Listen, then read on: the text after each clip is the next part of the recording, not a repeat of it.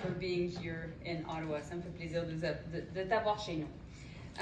Nous sommes vus à plusieurs reprises, un peu partout à travers le monde, particulièrement en Europe, et nous avons travaillé ensemble pour répondre à l'invasion de l'Ukraine par la Russie. Et c'est toujours un plaisir de pouvoir compter sur ton appui et de travailler ensemble. The past year has tested us. It has tested the strength of our international system, of the rules that uphold our collective security. But it has also shown us the value of our alliances and our friendships, of the strength that can be found in unity. Norway, and Anniken in particular, has been such an important partner of Canada and of mine as we work together to defend our shared values. Because we both know that how we respond now and how we tackle the challenges that lie ahead will impact the citizens of both of our countries for generations. This is evident in Ukraine's fight for freedom and our support for that fight. Ukraine's security is Europe's security, and it is therefore our security and the world's security. Norway has demonstrated continued leadership in this regard, most recently, Anniken, with your multi-year support program for Ukraine, and I want to thank you personally for that. Canada too is looking at how we can support Ukraine in winning this war and how helping them rebuild following their victory. This includes supporting Ukrainians in their fight for justice and accountability for the countless crimes against humanity, war crimes, and the crime of aggression committed by Russia in Ukraine. En tant qu'amis proches de la Suède et de la Finlande, nous voulons nous assurer de leur accession et leur intégration au sein de l'OTAN.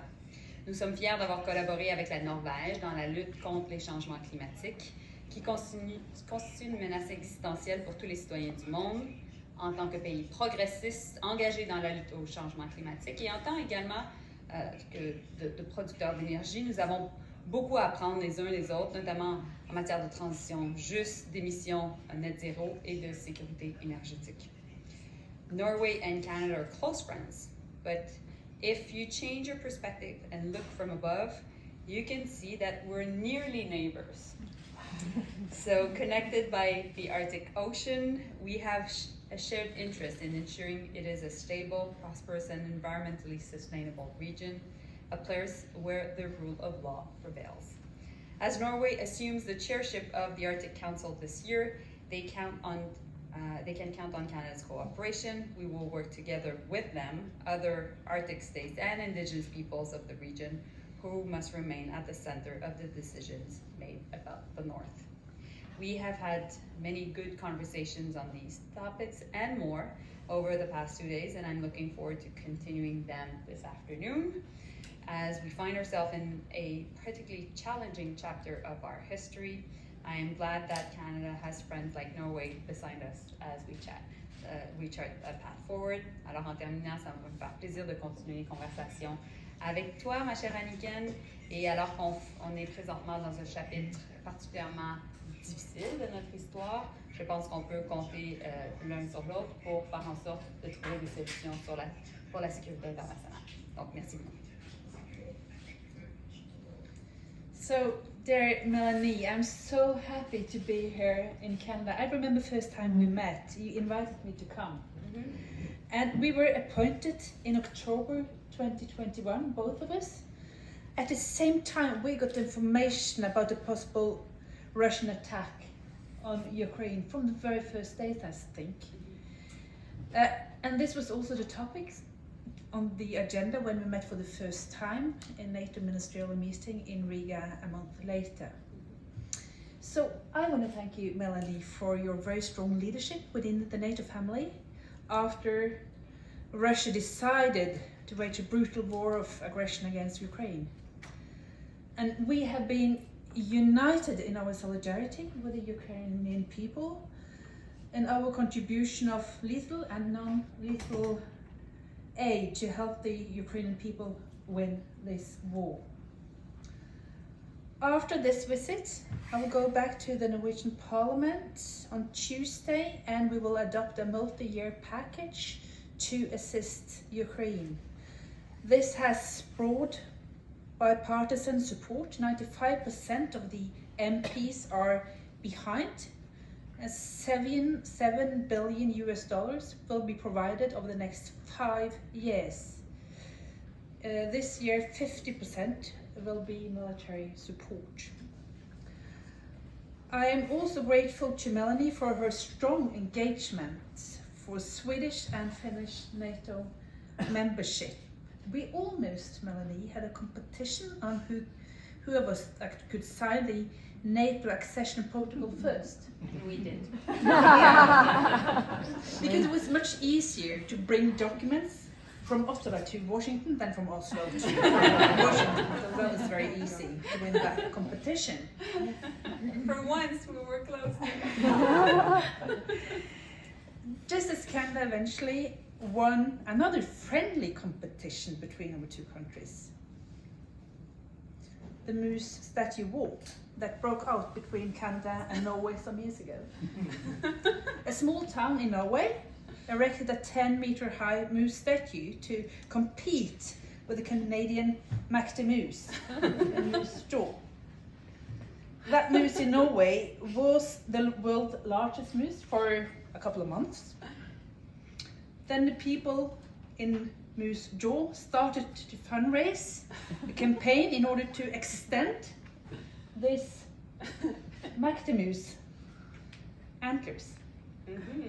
So you can see here, So first 9.8, and then we completed 10. in terms of height, and now we still beat you in terms of having the Yeah. tallest moose in the world. Yeah, so That's today good you to know. still have the biggest moose. Thank you. And the two communities, they actually also signed a peace deal where they decided to end this war and rather celebrate each other. So fortunately, you can have this Thank one. you. Thank you. Thank you. Canadians and Norwegians are really peaceful by nature. Yes, we know. So, dear Mélanie, I studied contemporary foreign history, and my tutor told me then that in international organizations there has always been a strong cooperation between Norway and Canada. This is also my experience from various international organizations, such as our strong commitment to security, multilateralism, peace and reconciliation, development assistance, and defense of the rule of law, democratic values, women's rights, and LGBT plus rights. We are both Arctic nations, where we really experience the consequences of global warming. That is why we need to protect the Arctic Council, even though we cannot cooperate with Russia in the same way as we did before this terrible war broke out. We will find ways to continue to work together. Thank you, Mélanie. Thank you, Anniken. So we're ready to take questions. Ça me fait plaisir de prendre les questions. CTV News. My first question is about China. President Xi Jinping today began his third consecutive term. I'm wondering if I get both of you on what your respective government's plans are to address a more aggressive China, particularly Minister Joly, given recent events around foreign influence in our domestic affairs. Thank you. Well, thank you. Our position on China was clearly highlighted back in November when I released our Indo-Pacific strategy. We said that we believe that China was an increasingly global power that was trying to bend the rules of the international system in its favor. And in that sense, we needed to challenge China when we ought to, and we need to cooperate with China when we must. And so in that sense, we've been very clear that we will challenge China on many issues. We will never tolerate, never accept any form of foreign interference. We will never accept any form of violation of our sovereignty and territorial integrity. And we also will make sure that we will engage with China and have difficult conversation with them. And we're following very closely the fact that President Xi is undergoing his third term, and that is a first in modern Chinese history. First of all, I would like to say, Mélanie, that you presented this strategy and you talked about it in the ministerial meeting in NATO. and you gave me a physical copy, and I told my people in the ministry to read through it. This was very important, I think, also to get the inspiration from this Canadian strategy for several European countries. And for Norway, we will do business with China, but we will protect, of course, critical infrastructure, such as ports, 5G nets, and also we need to decrease our vulnerability when it comes to supply chain. But we will engage with China on areas like climate, where we really need a stronger international cooperation. Human rights will always be on the agenda when we meet with our Chinese counterparts. So we will continue to work on that. My follow-up is for Minister Joly. This is a question from my colleague. What is the status of Canada's plans to repatriate the Canadian women and children in northeast Syria?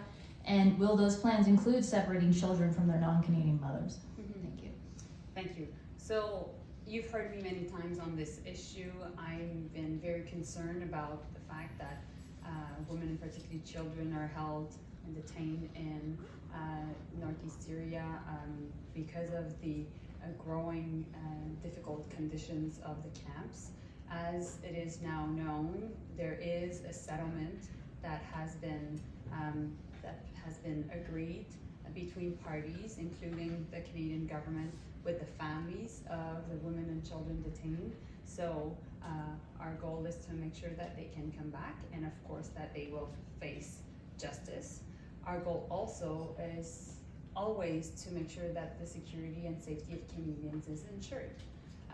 When it comes to case-by-case basis, I won't comment on the different cases, but of course, for me, what is really important is that these children come back here, because unfortunately, they are the victims of this entire situation. Bonjour. Bonjour. Marie-Charlotte Johnson de Radio-Canada. Je vais laisser le temps. Pour continuer sur la question de mes collègues sur la Chine, Oui. La Chine a dit que le Canada nuit à sa réputation, surtout par rapport à la question des postes de police qu'on a vu à travers le pays. On se demandait, avez-vous des discussions là-dessus avec vos homologues, que ce soit les ambassadeurs ou vos homologues en Chine directement? Je pense que cette question a été clairement évoquée par le ministre de la Sécurité publique, parce que la GRC a fermé des stations de police. Il va de soi qu'on jamais on va accepter qu'il y ait une violation de la Convention de Vienne, parce que c'est fondamental que les diplomates au Canada respectent les conventions internationales et bien entendu nos lois. Jamais on va accepter quelconque forme d'ingérence étrangère. Jamais on va accepter quelconque forme d'intimidation de la part de forces chinoises ou autres à l'encontre de nos citoyens. Et donc, il va de soi que pour nous, c'est extrêmement important. Alors, j'en ai parlé directement avec mon collègue chinois lorsque je l'ai rencontré récemment, en fait la semaine passée. J'en avais parlé aussi avec mon ancien homologue chinois lorsque je l'avais rencontré au mois de novembre. L'ambassadeur chinois a été semoncé à plusieurs reprises ici à Ottawa. Et nous avons fait des représentations également à Beijing. Donc, j'ai répondu à ces questions hier lorsque j'étais devant le comité. Puis en suivi, justement, votre collègue, M. Mendicino, propose un registre pour les agents étrangers. On se demandait, est-ce que ce genre de registre-là aurait pu prévenir qu'il y ait des postes de police chinois tout proche de votre circonscription? Ben, je ne peux pas aller dans le détail, puis ni répondre à des questions hypothétiques, mais ce que je peux vous dire, c'est que les consultations ont été lancées en effet par mon collègue aujourd'hui, et c'est important qu'on prenne une décision sur cette question-là. Ce que je peux aussi ajouter, c'est que j'ai eu des conversations avec mon homologue australienne, parce qu'on sait que l'Australie a fait face à d'immenses pressions de la part de la Chine, et fait encore face à d'immenses pressions de la part de la Chine, a décidé de prendre des actions décisives en matière d'ingérence étrangère, et certainement nous inspirons de ce modèle. Hi there, Dylan Robertson with the Canadian Press. Thanks for taking our questions. Yeah. So ministers, You follow me everywhere. Oh, good to see you. I always do, which is why I noticed this morning you used a term that I haven't heard you use before, referring to Russia. You talked about regime change. And I was just wondering, at what point in time did that become Canada's policy to advocate for? And I wanted to ask Minister Huitfeldt if that's the right approach to advocate for when it comes to Russia. Well, we believe that we need to isolate Russia diplomatically, economically, and politically, and that is the regime that I'm referring to, of course. And as I mentioned earlier in the discussion, I always make a difference between the regime and the people of a given country, which is fundamental. I think also that we've imposed very strong sanctions, more than 2,000 sanctions since the beginning of the war. The goal is definitely to do that, is to weaken Russia's ability to launch very difficult attacks against Ukraine. We want also to make sure that Putin and his enablers are held to account, and that's why I also referred to the different actions we're taking regarding accountability when it comes to war crimes, when it comes to crimes against humanity, and also the crime of aggression. Now, the other thing, Dylan, which is really important is we need to make sure that we engage with many countries around the world to highlight the fact that we need to denounce this war, because this war is going against the very principles of sovereignty and territorial integrity that are embedded in the UN Charter. Now, we call on China to make sure that President Xi has a conversation with President Zelensky. President Zelensky and President Xi have not had a phone call since February 24th of 2022. We deplore that. We think China can and must play a role in obviously not supporting Russia, but more than that, in helping to solve this war. And that's exactly what I mentioned to my Chinese counterpart also when I met him yesterday. China is a permanent member of the UN Security Council. It has a duty to defend the UN Charter, and it has also a specific role to play in this context to bring much more stability to the European region. Alors, qu'est-ce que j'ai dit? Petite blague, je m'en rappelle bien. Donc, différentes choses. Pour nous, il va de soi que notre objectif, c'est d'isoler la Russie d'un point de vue économique, d'un point de vue diplomatique, d'un point de vue politique. Ça a été l'objectif de notre travail depuis le début, que ce soit en imposant des sanctions. Nous sommes à près de 2000 sanctions à ce jour, que nous avons fait avec que nous avons mis en œuvre avec plusieurs de nos collègues, certainement nos partenaires européens et américains. Et aussi, nous avons travaillé très fort sur les questions de responsabilité des personnes qui commettent des crimes de guerre, des crimes contre l'humanité ou encore le crime d'agression, qui est celui de l'invasion par la Russie de l'Ukraine. Nous pensons également que la Chine devrait jouer un rôle encore plus clair lorsque vient sa volonté de cesser les hostilités en Ukraine. Le président Xi n'a toujours pas parlé au président Zelensky depuis le 24 février, alors que la Chine parle tout le temps qu'elle veut amener la paix dans la région. Alors nous pensons qu'il devrait être clair que le président Xi parle au président Zelensky. C'est la seule façon de pouvoir entendre la version de l'Ukraine qui est envahie par sa voisine. Dans les circonstances, j'ai fait mention de cette demande à mon homologue chinois lorsque je l'ai rencontré la semaine dernière dans le contexte du G20. Merci. I just want to echo Mélanie when she said that these sanctions are not aimed against the Russian people. It's against Putin's ability to continue this brutal war. So that's why we introduce all these sanctions against him. Good. And I have a two-parter question, as always. Canada is closing down First Nations fish farming in Discovery Bay in BC. This is impacting 3 Norwegian companies. Last week, police in Oslo arrested Greta Thunberg at a protest supporting Indigenous Sami people who were upset at wind turbines. So, Minister Joly, did you or any of the Indigenous leaders bring up the Discovery Bay issue in your talks with your colleague?